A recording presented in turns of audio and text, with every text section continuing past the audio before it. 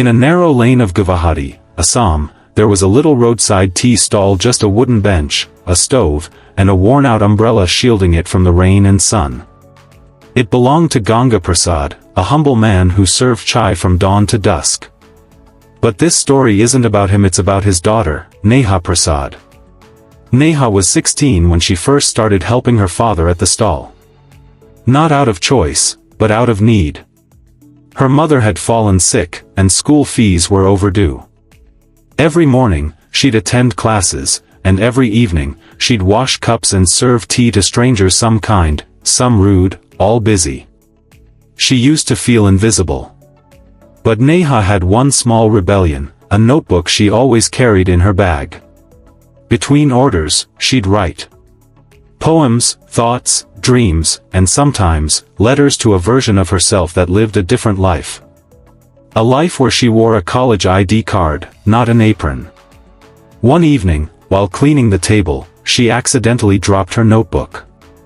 A kind customer, a professor from a local college, picked it up.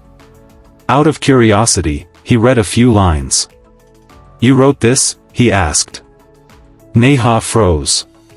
"Yes, just for myself."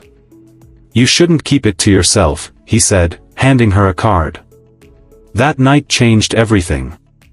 The professor helped Neha publish one of her poems in a local newspaper.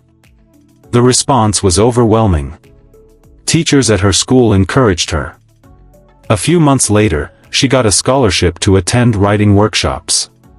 She worked harder, studying late nights, managing the stall, caring for her mother. She didn't quit. Not when her hands ached. Not when people said, "Girls like you don't become writers." Years passed. Today, Neha Prasad is a published poet and author, known across literary circles for her raw, honest voice. Her debut book, Chai and Chapters, is inspired by the very streets she once served tea on. But she still visits her father's stall every Sunday. And sometimes, when no one's watching, she serves tea to a customer, just like old times, with a notebook tucked under her arm. Moral dreams don't require fancy addresses. Sometimes, they begin with a teacup and a torn notebook. What matters is the fire you carry inside, and the courage to keep writing your own story.